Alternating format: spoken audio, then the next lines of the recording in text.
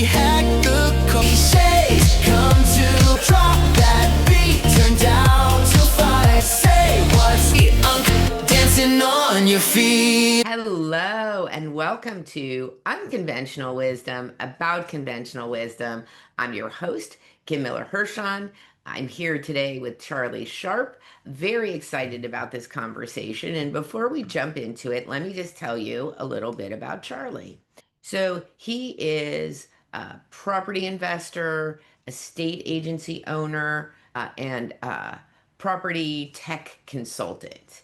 And he specializes in developing underperforming residential assets in London and the Southwest. He has a background in prime central London, and his businesses help both established and aspiring property owners unlock value from underperforming residential property assets. All right. So, Charlie, we cannot wait to talk to you. But before we do, here is what we are dying to know. We are dying to know, what is the most embarrassing fashion trend that you used to rock? Oh, Kim, I know exactly what the answer to this one is, and it's those frosted tips in your hair. You know, the ones that made you feel as though you're a surfer guy? I rocked that when I was 13, and I All right. still have photos that surface of that one. So that's a really tough one to live down. So thank you for the wonderful introduction, and thank you for bringing me back down to earth with a bump. I appreciate it. Yeah, that's what we're here for. Absolutely. All right, I think we can then just get into it.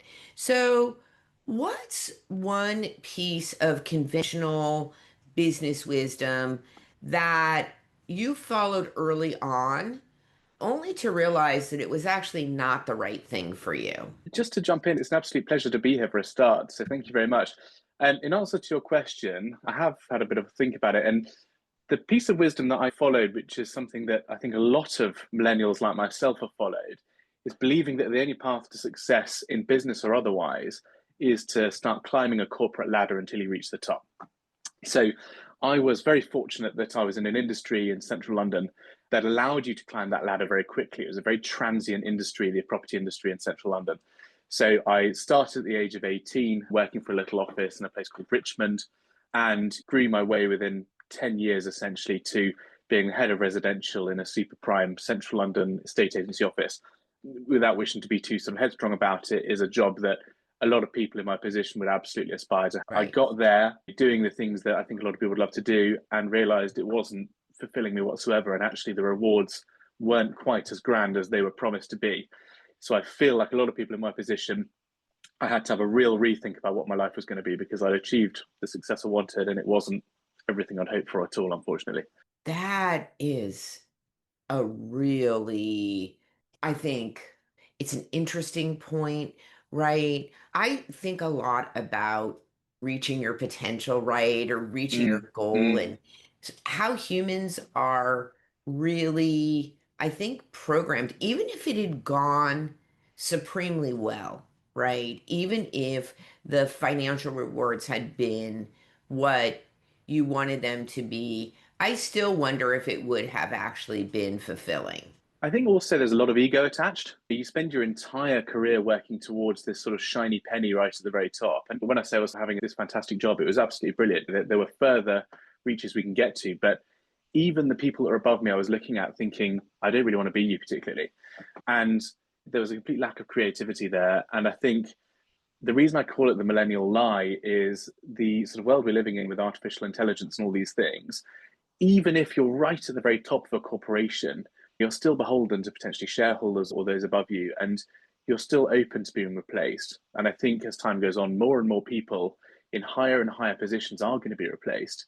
So being in control of your destiny, I think at this point is super Mhm. important and something that's not really discussed enough, especially in my generation. There's a lot of discussions about job losses, but empower yourself.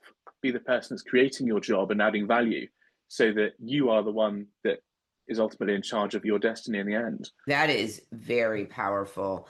And it's interesting because I live in California in the San Francisco Bay Area, so in Silicon Valley Mm, area, in the sort of tech nerve center here.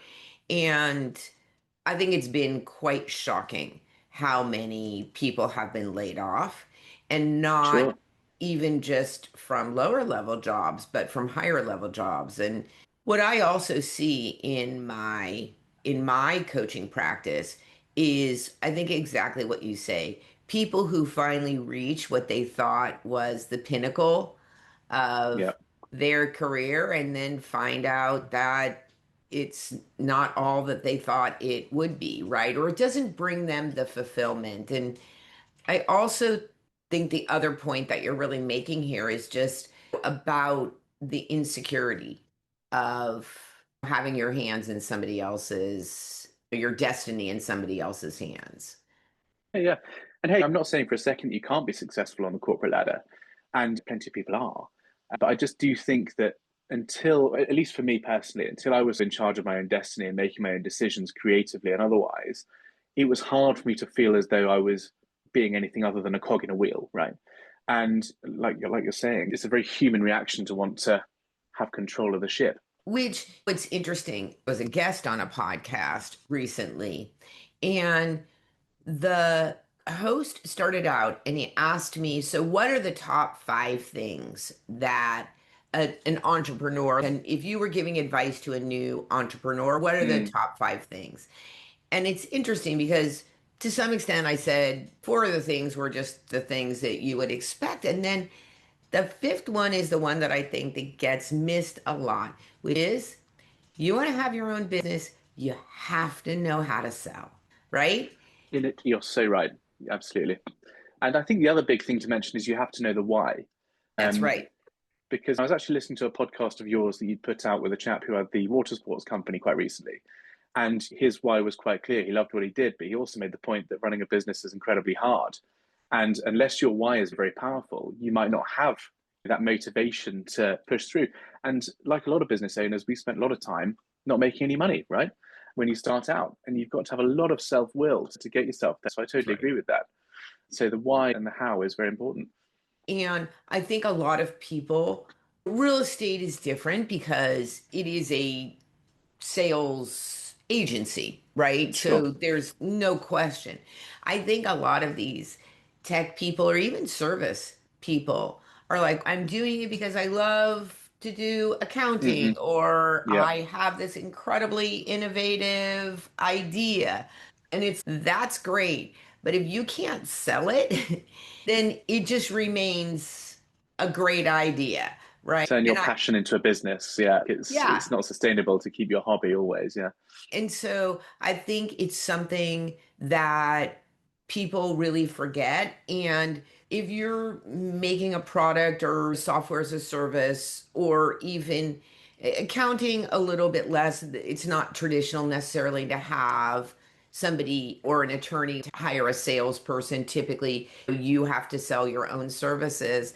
And I Mm. think, aside from how to run a business and your books and all those things that they don't necessarily teach you in business school, they also don't teach you to sell, nor do they emphasize that piece of it. And I think it's a huge mistake. Yeah, I totally agree. Salesmanship is the basis of every business. And fun enough, my business is shared with my wife. And we joke that she's the best salesperson ever because she's never done a pitch and sold loads of properties. And she couldn't run the business on her own because she doesn't have that sales streak through her. That's partly why I feel we work as a couple, actually. So she's a midwife for the NHS over here. So she's all about care, and bottom lines don't really come into it.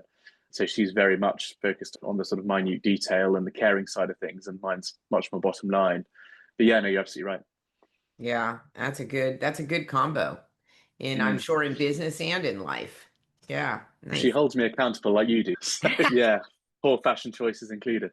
Oh my goodness, I love that.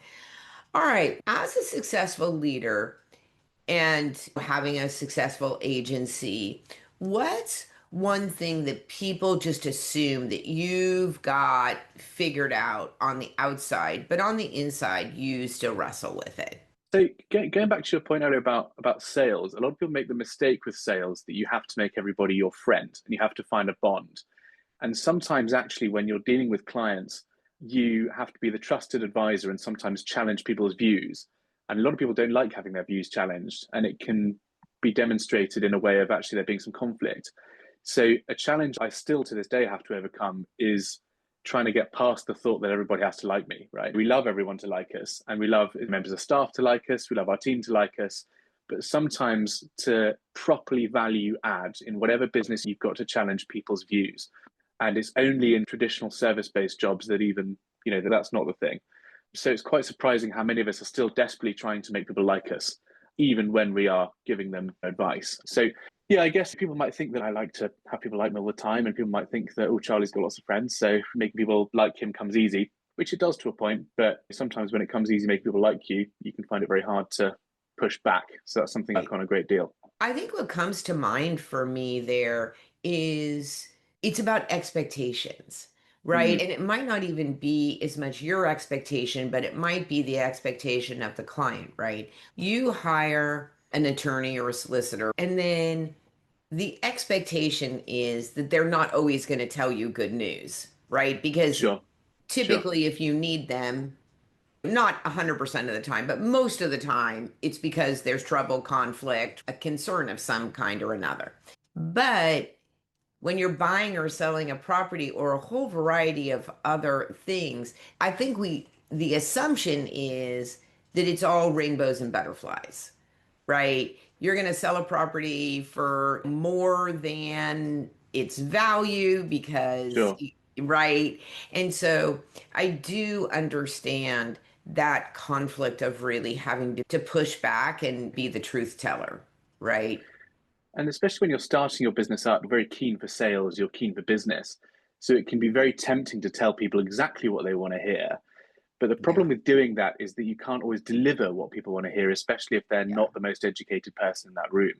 So often I've received business from clients that have previously said no to me when I've told them the truth. They've got down the route of having their house overvalued or whatever. And then they do come back and say, Charlie, actually, you're right. I really appreciate that.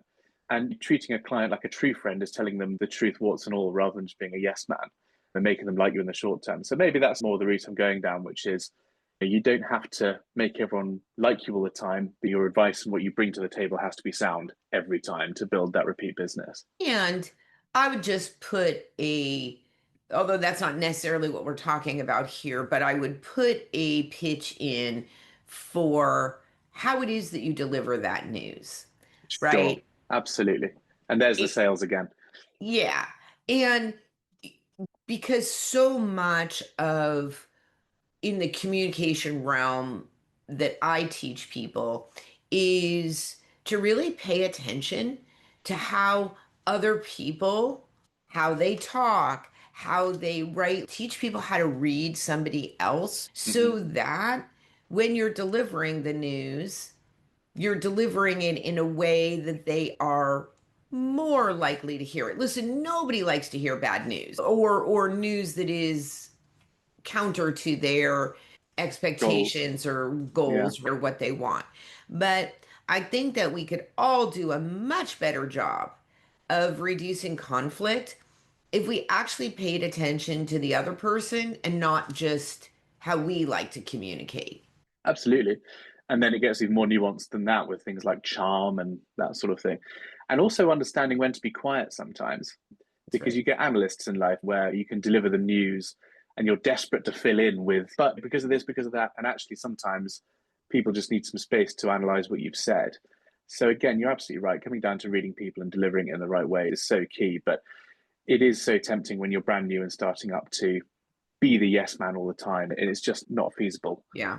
What I like to say about those things is that those are the gifts that keep on giving. Mm, When you make those mistakes and you lose out on business or create trouble for yourself, those are things hopefully that you remember down the road. And you may make other mistakes, but you won't make those mistakes again. absolutely right. Yeah. Yeah. All right. I think if you could, what is it that you needed to unlearn in your sort of current iteration of being a leader? Well, in terms of lessons that I've learned and unlearned was rising through the ranks as I did to running that all singing, all dancing office in the middle of central London. I had a really big team around me at that point. Well, I say really big. In the grand scheme of running an office, it was big for me. I had 9 members of the team that sort of worked underneath me directly. And then we had the dreaded big C that came through. And in the UK, we had a scheme called the furlough scheme, where you could be laid off for a maximum, and the government would pay you 2.5 grand up to no longer work, stay at home. And I was the only person in the office that was left working. And actually, when we dialed it all back, I was able to run the office. I was stressed out, don't get me wrong, but I was able to run the office relatively simply just by myself. So when it came to rehiring people, we had a look at it and we decided where we could make the cuts and who would not be hired back and where we could hire people back. And we ended up with a team of 3. So sometimes having loads of members of staff and loads of liabilities is great. It looks fantastic. Again, it could be an exercise in ego and vanity. However, actually, for what you need to get the job done and your bottom line, the best thing you can do is actually bring it back, cut it back, hire quickly, but fire quickly, that type of sort of mentality. And where I find myself now, anytime I bring anybody on board, even as a contractor, I really have to think through, is this person saving me time and money? And is this something that I could teach myself over time? And then it's a value decision between, could I do the job? Probably, but do I have the time to do it? Probably not. But a lot of people, when they start getting some money into their business, start thinking we need the big premises, we need lots of members of staff. And in reality, that's a bit of a recipe for a headache. And you often spend your time being an HR manager rather than actually doing the thing you started off doing in the first place, which in my case was selling properties and building relationships with people. So that was quite a big lesson to learn. Thankfully, I didn't learn it on my own dime. So when I've been building my own business now, I am super critical about the people that I work with, to a fault, actually. If anything, I've gone the other way. I find myself doing sort of low dollar tasks when I should be getting other people to do them. But everything's a journey, isn't it? But that would be what I would want to teach myself again. Yeah. This has actually come up a lot recently about, I think so often we think of hiring and we think of job descriptions as being quite linear, right? Oh, I need them to do these tasks, right? And they have these qualifications in order to do these tasks. And it's very black and white. It's very linear, right? I'm going to find the person, they're going to do the things. And gosh darn it, they're human beings, right? It's very inconvenient that, yeah. Exactly. And I think really being in a place of doing a better job of hiring, number one, for the actual personality traits in Mm-hmm. addition to expertise. Because here's the thing, you can teach, again, it depends, right? I think we're talking about situations where you don't need a license or very specific training. But even in the Sure. world of people who are trained to do whatever it is you need to do, there are certain personality traits that are going to fit in better with your culture, right? Sometimes you need somebody who can really follow process and procedure, or somebody who's really independent, right? But in other cases, somebody really independent is going to drive you out of their mind, right? Out of your mind. Sure. It just depends. I think lots of owners have not really thought through, or hiring managers have not really thought through what they actually need somebody to mesh with the team. Or, you know what is another really interesting piece of this? Sometimes you need somebody who thinks really differently than you do, Of course. Yeah, right? absolutely. As opposed to hiring somebody who thinks you're going to be your best buddy, right? I Going back to our previous chat, yeah. Yeah. And I think the other part of it is, which I think does not get a whole lot of talking about. Talk a lot about the hiring process, not a whole lot about the onboarding process, right? And I think that is something that gets missed. I remember I had a job. I think it was a fortune, like I should have known. I started a job and it took the hiring manager a week to get me to security so that I could get a badge to get in the building. So for the Mm-hmm. entire first week, I had to stop at the desk and show my license, and it was just a pain and also not very welcoming, right? Absolutely. Yeah, yeah. And I right? think another challenge that's not spoken about enough, especially with business owners, is the challenge of delegation. It's your baby. You've been doing everything since day one, especially when you're a raw startup one man band. Having someone come on board, initially, they might not be as good at that thing as you are. So you've essentially got to pay somebody to do a job that they're not doing as well as you could manage. And actually, sometimes it takes you longer to watch them fail and fix it rather than just to do it yourself. But I think to bring it back to what you're talking about, spending the time to develop that person to actually get better at the task than you are definitely pays dividends. And I think coming back to our AI conversation, having another person in your business that can provide a personal touch is going to be vastly more valuable in the future than just an AI bot who often will say what you want to hear. But I guess where I'm coming from in terms of cutting back that team is not just hiring for the sake of it and actually having enough time to develop that person so they can do things the way you want them to do things rather than just hiring because, oh, I need my accounts to be done to be in a certain way each week. I'm just going to hire the first person that comes through the door to do that for me. Could I maybe learn to do those accounts on my own, or could I maybe train somebody that I've already got to do those accounts for me? That's more kind of where I'm going with it. Yeah, I think, and the thing is that the answers to those questions are not typically static. And I think that Sure. is another mistake that business owners make, right? Is that they make a decision that's right in the moment, and then they're often very reluctant to make a different decision, right? To go in a different direction. For a difficult decision emotionally, that's another thing that's not spoken about enough. I agree. Say more about that. Especially when you're working in a close knit team, you develop relationships, right? I was speaking to a fellow founder this week. She has a startup, a tech startup, and she's had someone there right from the very start. And she's going to have to let them go after 2.5 years. She knows their family. When you work that close proximity, it's really hard. And again, it's having that mind to make it business over everything else.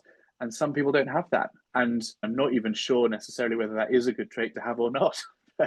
That's what needs to be done sometimes. And it is hard work. And it does often make you think maybe I should go back to the corporate ladder. But then you realize you've got your own autonomy and you're building something and it comes back to that why again. But yeah, sorry, That's right. we're circling back to a lot of things here. But a lot of the core tenets of sort of business ownership really do run quite deep. And I think the, again, one of the big mistakes that I find is that you don't want to fire people. So No, you hold on to them for way too long sometimes, right? And I think what it's interesting because I just finished a an engagement where it's the right fit for the owner and the employee until it's not, right? sure. And I think exactly what you just said. It was even a longer relationship. It was like a 13-year in the business they grew up together. But then the business just got more complex and the expectations changed and it just was no longer a good fit. And neither of them could walk away from each other because I think it's interesting, right? The owner's frustration was very high with the with a whole variety of things. The employee was getting the brunt end of that frustration. Here's then they brought me in to help the employee level up. And I think it came to a really good conclusion. And I think this is one of the things I'm going to put out there around coaching is one of the things I'm super good at. Because here's the thing, an employee, no matter how senior they are, no matter how much everybody loves each other, if they're getting criticized, nobody ends up being happy at the end of Sure. it. And I think being able to help this employee see that exiting was actually the healthiest choice for them. And so they went out and found another job and then was able to leave on their own terms. And it was just a really a perfect kind of ending, right?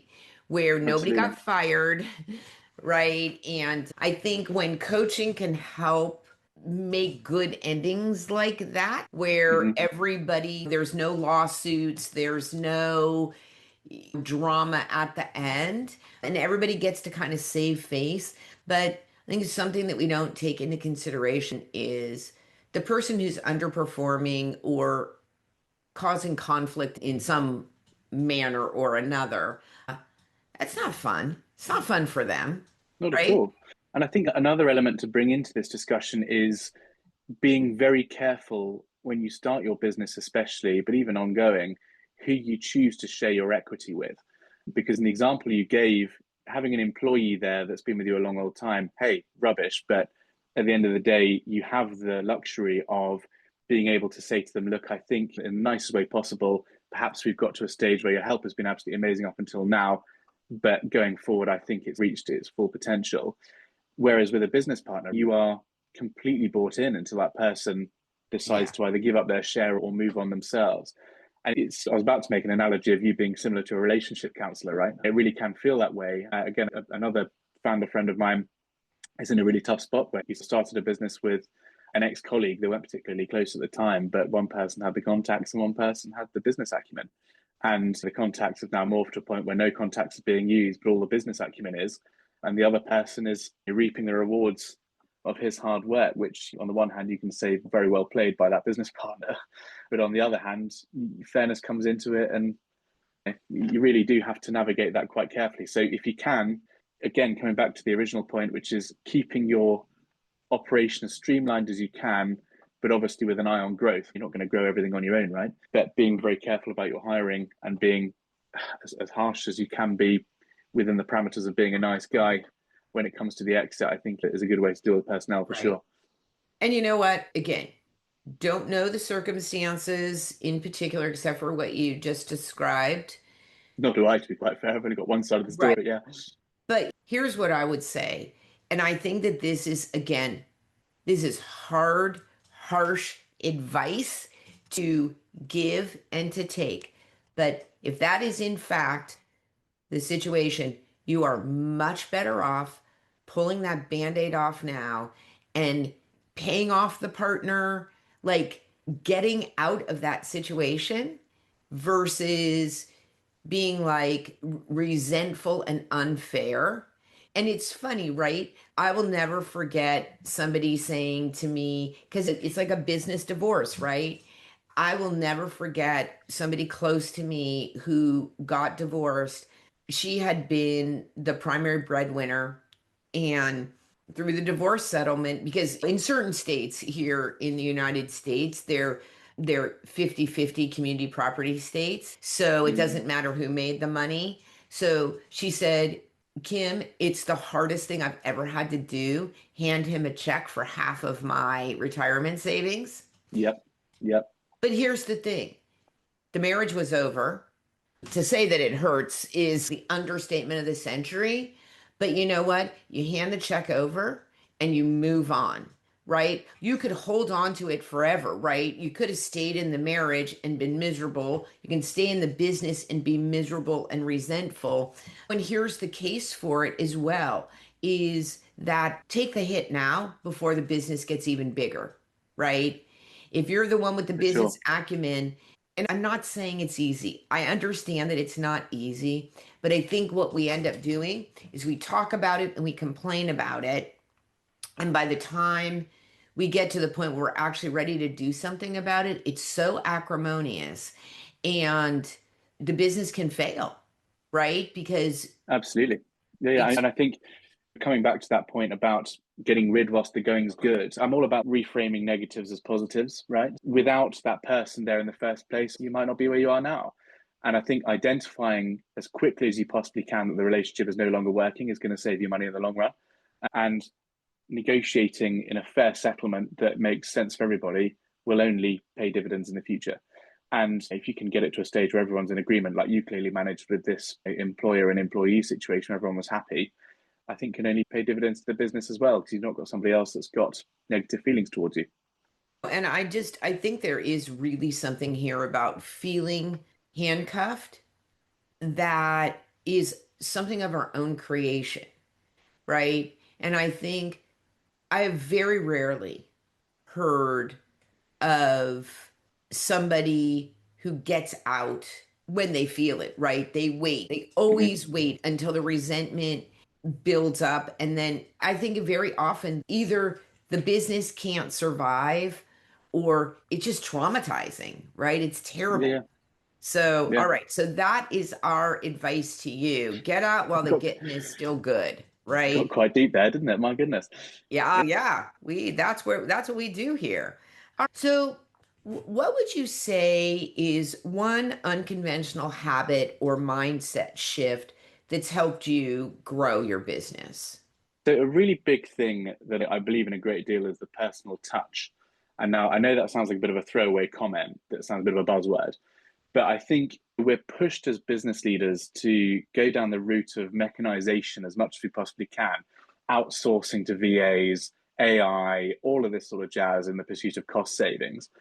And I think actually, with every business that I'm aware of pushing down this route, trying to take the personal away from you as much as possible, actually taking a step back and putting your personal touch in really brings so much more business because people appreciate you taking the time.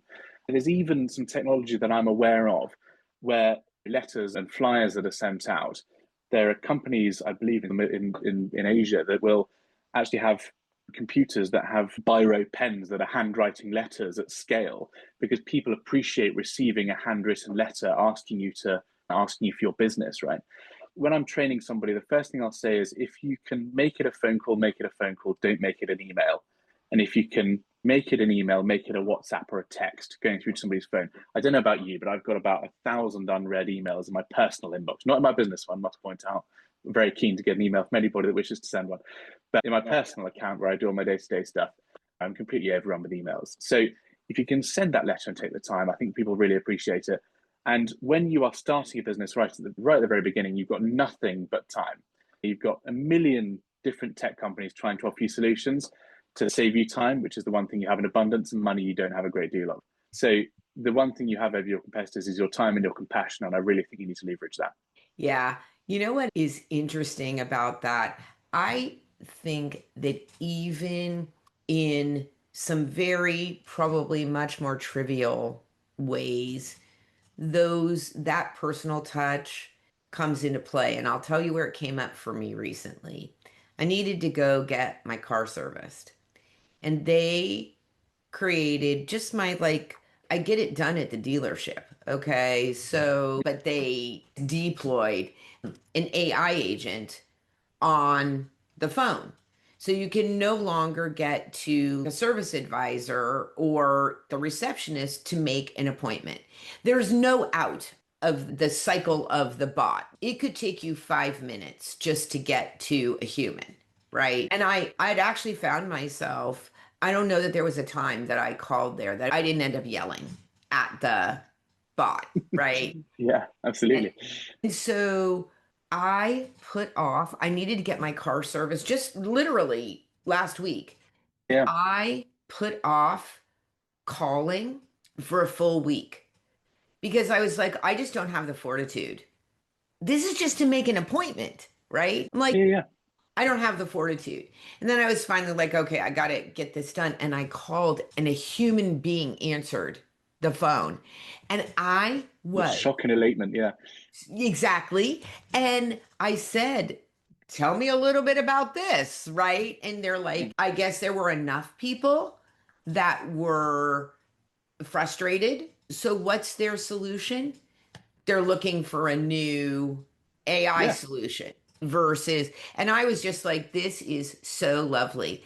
And I'll tell you, if because my car is older, it's not new, I don't need to bring it to the dealership. Actually, my kids have been saying to me for a long time, you're paying way too much to get your car taken hmm, care of. You could go somewhere else. It's funny, not the mechanics, but my customer service experience, that's what will take me somewhere else. absolutely. And in my industry, in the UK especially, when you sell a property, you've got a relationship with that person that's selling their property for 3 months, 4 months, 5 months, even 6 months. And if you don't get on with that person, then and every time you call them, they're completely jarring. You're not going to have a great experience. You're going to find the whole thing absolutely horrible.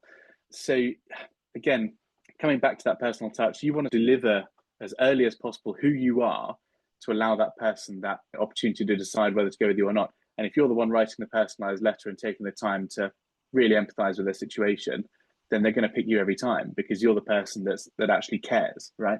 And especially with something as emotive as property, that there's this horrible acronym, which is the 3Ds, which is the reason you sell property, right? So it's death, divorce, and debt, none of which are often particularly pleasant to be going through.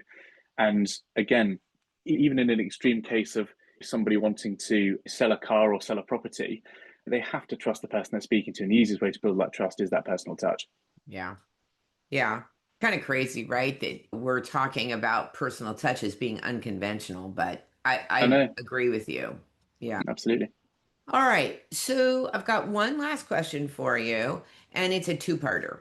The first part is, so I want to talk a little bit about imposter syndrome, which is Oof. those moments when you feel that lack of confidence or just that surge of emotion, negative emotion around something that's happening around you. So if it's going to come up for you these days, what is a circumstance where you're likely to feel it? And when you do, how do you get yourself moving forward again? As time goes on, you feel it less and less. But every challenge that you come up against, you feel it, right? The whole concept of a challenge is, do I have the skills necessary to do this? And it used to come up a great deal funny enough, in central London, especially, when I'd be sat in the front room of somebody who's trying to sell their house for, call it £10 million or something ridiculous. My career trajectory, regardless of how well I do, is unlikely to get me to a stage where I own a property worth £10 million. And the way that I deal with that imposter syndrome is sometimes taking it as a signal that actually the other person might know a little bit more than you sometimes. And you need to defer to your inner self of knowing when to be the assertive person in the relationship and sometimes when to listen.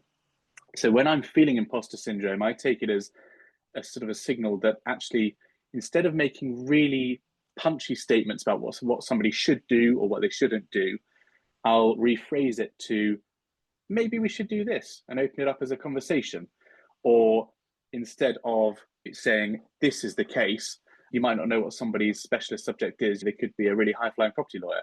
So getting to know the person before you approach them about a sort of business relationship is a really important thing. So the first thing I'll do when I'm in a situation where I'm sat in someone's £10 million front room is, tell me about yourself. What's your background? What's your history? What's going on? Build that relationship first, that personal touch. And that really, once you get to know somebody on a personal level, gets rid of that imposter syndrome very quickly, because they don't think you're a chancellor there to try and sell them something. They think that you're trying your absolute best to understand their situation, and you're not too sure of yourself. You're open to feedback. And between you, you will get to the end goal, which is selling a property, which they've lived in for many years and you've just walked into 5 minutes ago. So I've slightly gone a bit of a long-winded route, and I might not even be directly answering the question you've asked, but I think seeing imposter syndrome is as a signal to maybe be less sure of yourself, but still be confident in your convictions is how I would handle it best. Yeah. And I love that tell me about yourself. I think is a great in a lot of business situations and personal, maybe it's more natural, but I do think that again, the personal touch, right? The not just tell me about the business circumstance, but tell me about you, Yeah, yeah, which I think really goes a long way in being genuinely curious about people. And the other thing is, too, is a lot of times I think it takes the intimidation factor out absolutely. of things. I like that. I like that a lot. And I think if you're genuinely curious about people, it's also really interesting. Absolutely. And I've learned so many fabulous lessons from being sat in front of people that are more successful in a traditional sense than me, and learning how they got there. Even on a very basic sense, in the UK, we have to do something called AML checks, anti-money laundering checks, which outside of London is relatively straightforward. If somebody's worked very hard, they've saved their money, and they've managed to save enough money to buy this house, right? Whereas when it was back in central London days, working out the source of someone's funds can be incredibly difficult, right? So it might not even be an individual buying a house, it could be a trust based offshore. We used to get a lot of borrowing against people's assets and that sort of thing. So knowing your client and breaking down that barrier, on the one hand, you have to do legally in this country, but on the other hand, is just so interesting, right? I've made a lot of investment decisions and purchasing decisions based off of interactions I've had with clients because they love seeing people doing well, especially people that are doing very well. They love to help people out. And sometimes even being honest and saying, look, actually, I'm relatively new to this, or actually, I've got a new business that I'm trying to grow. So I'm not as big as my competitors. I might not have as much experience as my competitors, but I'm very hungry and keen to prove myself to you, can often have a great effect. So again, using that imposter syndrome as a signal to work out where you need to position yourself in that discussion, whether it's above or below, can really open so many doors and really give you an insight into other people's interests and businesses that you would have never got if you'd have gone in there steaming in, telling everyone you're the boss. And at least the biggest way to turn me off is to start out and tell me all of your accomplishments. Yeah. Yeah. I know that a lot of people, credentials are very important to them, but for me, it's just not very interesting, right? Listen, I'm not talking about that I want an accountant who's not trained or, Sure. Yeah. Yeah. and this probably is not fair, right? But I personally, if you come to me and the first thing that you say to me is all of your credentials, then the first thought that I have is, oh, you are not very confident in yourself. You're insecure immediately. Yeah, Yeah, exactly. you're insecure. You've got to lead with you went to Harvard Business School and XYZ in terms of other accomplishments. I'm like, okay, so you can't stand on your own 2 feet, right? Absolutely. Yeah, Absolutely. And again, when you are insecure, it's super tempting to reach for those compliments and be like, no, but I am good enough. I am good enough. And the fact that that's you're right. sat there proves you're good enough. You've managed to get through the door in the first place, right? So I think having that confidence and knowing when to be quiet is so important, so important.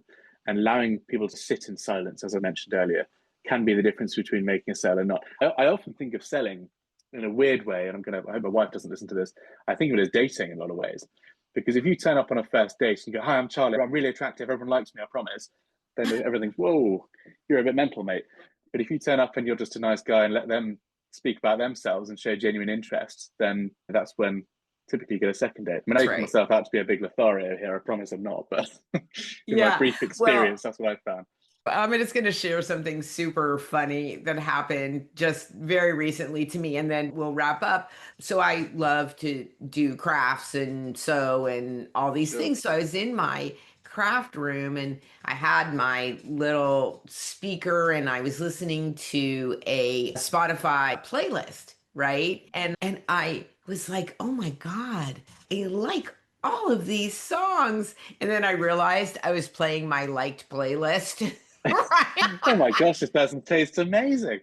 Yeah, who knew? And I only say it because it's related to show genuine interest in somebody and ask them some help lead the story along. And they do the majority of the talking, and they will walk away from that conversation saying, oh my God, Charlie was the best, right? You're making me wonder if I've spoken too much today. That's the No, Charlie. no, no, Charlie's no. voice sounds great. I'm going to listen to this and love this podcast. Yeah, yeah. No, Oh, perfect. so fun. All right. Thank you so much for listening today. I hope that you really got some good advice from this, no matter where you are in your career or what it is that you do, because I think Charlie really delivered today, right? Let's hope so. I think so. Yeah. Maybe I liked it. Um, Thank you for listening. Charlie will have his information if you happen to be in the south of England. Do you want to tell us where specifically they can find you? Yeah, so we've got a bit of a presence on TikTok and Instagram. You can have a look on LinkedIn. And if you happen to be in the southwest of England and you've got a property to sell or you'd like some advice anywhere in England, do feel free to get in touch. I'd love to have a word with you and see if we can build something together. That'd be fun. Okay, so you've got his information. For me, I would love for you to subscribe to the newsletter. It's one subject once a week.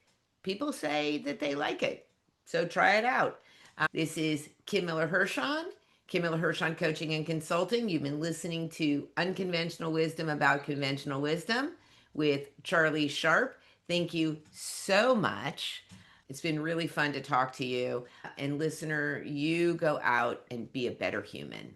Where cliches come to retire. Drop that beat, turn down to fire. Say what's real, take a seat on wisdom. Dancing on your feet.